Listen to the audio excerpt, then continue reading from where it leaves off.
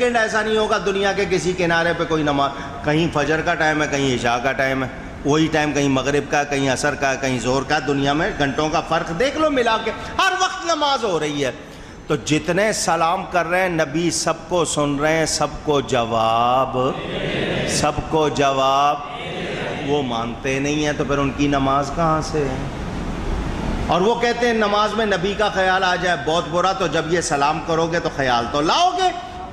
اب ان کا یہ کہنا کہ خیال آ جائے بہت برا ہے، شرک کی طرف لے جاتا ہے، تو پھر ان سے کہا جائے کہ تم ایسا کرو، پھر یہ پڑھو ہی نہیں یہ سلام، کیونکہ اس کے پڑھنے سے تو خیال آ جائے گا، اور خیال آ جائے گا تو شرک ہو جائے گا، تمہاری نماز ٹوٹ جائے گی، تو پڑھو ہی نہیں۔ لیکن مصیبت یہ ہے کہ پڑھو نہیں تو نماز پھر نہیں ہوتی، کسی طرح گنجائش۔ تو ان کی باتوں سے پتہ چل گیا پڑھتے نماز ہے، پڑھی شیطان نے بھی تھی، اس کو بھی کوئی فائدہ نہیں، ان کو بھی کوئی فائدہ نہیں۔ کیوں کہ نماز اس کی ہے، نماز اس کی ہے جس کا سر خدا کے لیے جھکتا ہے، دل مصطفیٰ کے لیے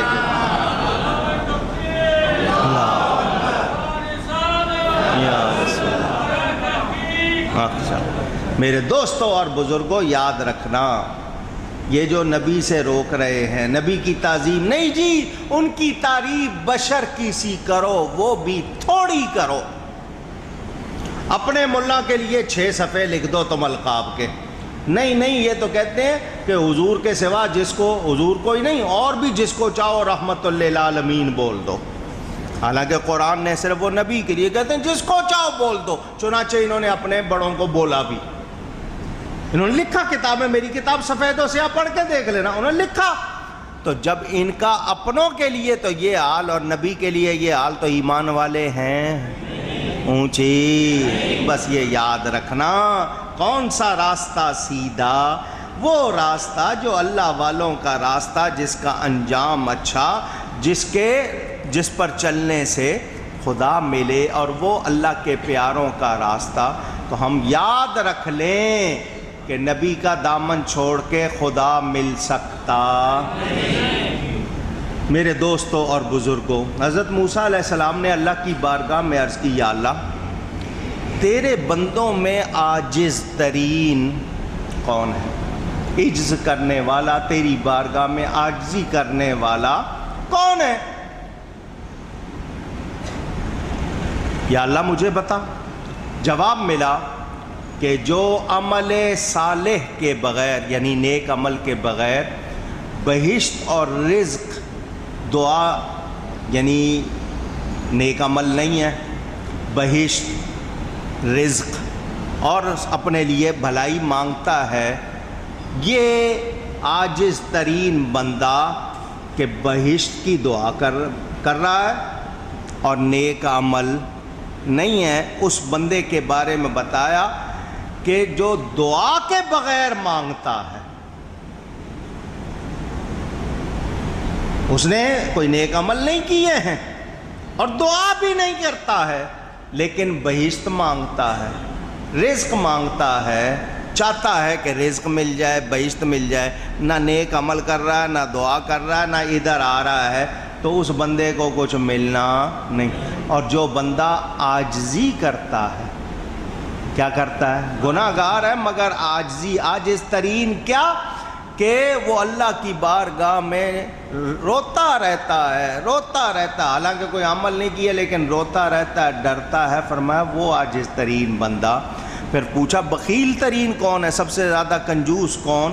فرمایا جس سے سائل، کوئی مانگنے والا مانگے اور اس کے پاس حاجت پوری کرنے کی طاقت بھی ہو لیکن پھر بھی نہ حاجت پوری کرے، ایسا بندہ بڑا کنجوس۔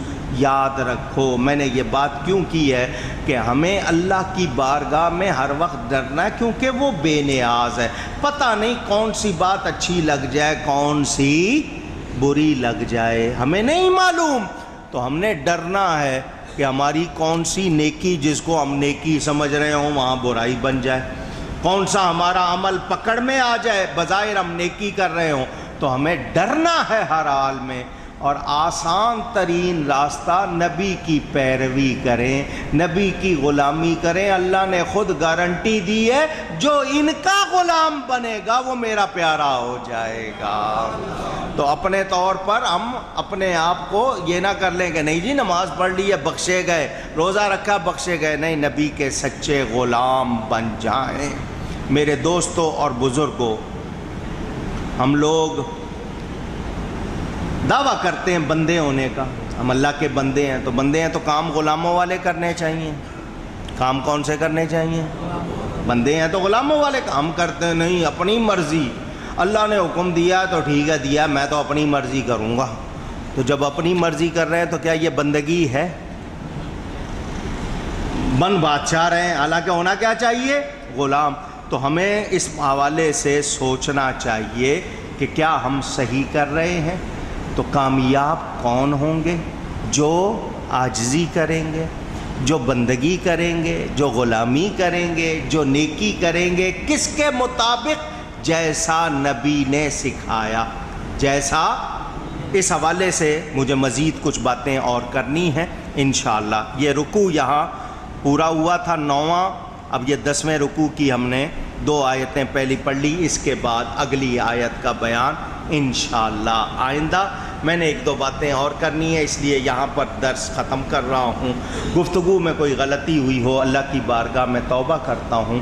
وآخر دعوانا ان الحمد للہ رب العالمین۔